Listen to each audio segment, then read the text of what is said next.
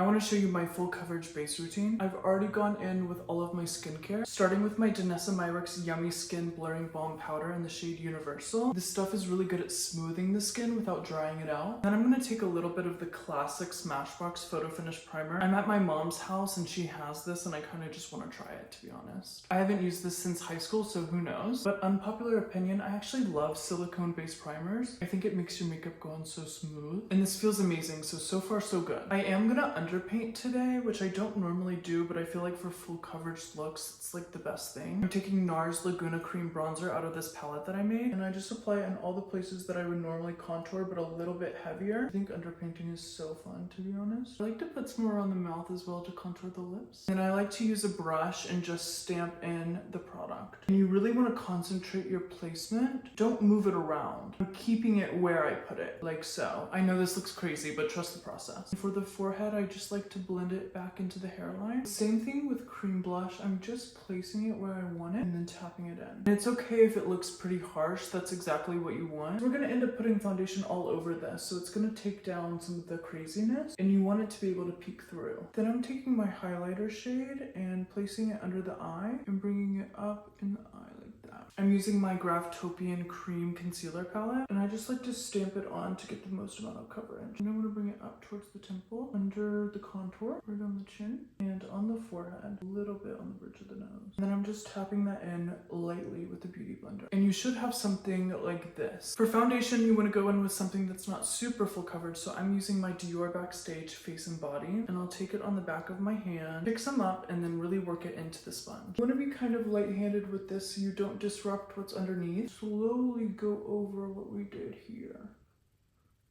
See how gorgeous that is? You get that really natural, beautiful contour that looks like it's coming from within. So you see the difference. You can really start to see it come together. Don't forget your ears. I'm going to take my One Size Butter Silk Concealer in shade Fair 1, which is much lighter than my skin tone, to further highlight. Just a little bit under the eye and on top of the cheekbone, in the center of the forehead, right above the lip, and on the chin. And then again, using my Beauty Blender to go ahead and blend that out. Be mindful about how you're blending this. You placed it in a specific area for a reason. You don't want to blend that away. So now you can really see the contour, the highlight, and the dimension. Now you want to lock it all in with a really good powder. I'm going to take my Makeup by Mario Surreal Skin Powder in Neutral Light. Just a warning, I go pretty crazy with my powder. First start by pressing it into the under eye, and then I bring it literally everywhere else. Trust the process. I know this looks crazy. This is the key to getting that smooth, flawless base. I feel like I should also preface by saying that this is not my everyday base routine. And I like to take a big fluffy brush and go ahead and knock all that powder off. Oh,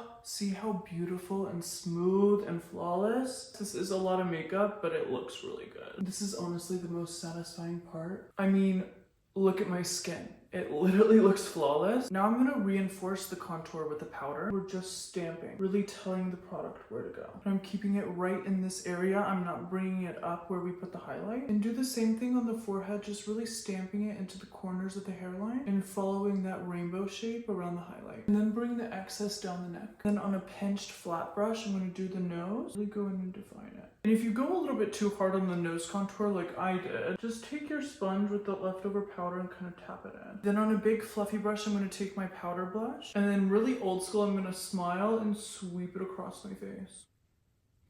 And then a little bit on the forehead just to blend the highlight and the contour together. Then I'm going to go in with more powder. I'm picking some up on my sponge, placing that underneath the contour. This is also one of my favorite steps. It's just so satisfying. A little bit on the chin. And I'm going to clean up this nose contour. And then just a little bit on the forehead. Like, doesn't this look sickening? I feel like I could leave the house like this. I like to let this sit here for about 3 to 5 minutes. This would be a good time to start your eyeshadow. I went ahead and filled in my brows while I let the powder sit. And now we can brush off the base. You really want to like flick it off the skin. I'm going to use a little bit of setting spray. I'm going to add a little bit of highlight today, right at the high points of the cheek. Oh yeah, that's so pretty. And we're pretty much done. I'm going to finish the look and I'll come back and show you the final product. And here's the finished look. I feel so gorgeous. I did this like warm smoky eye with a little bit of shimmer on top and paired it with a nice glossy lip. I feel like this is perfect for the holidays. Those are my secrets to gorgeous, flawless looking skin that's gonna last you all night no matter what you're doing. Happy holidays.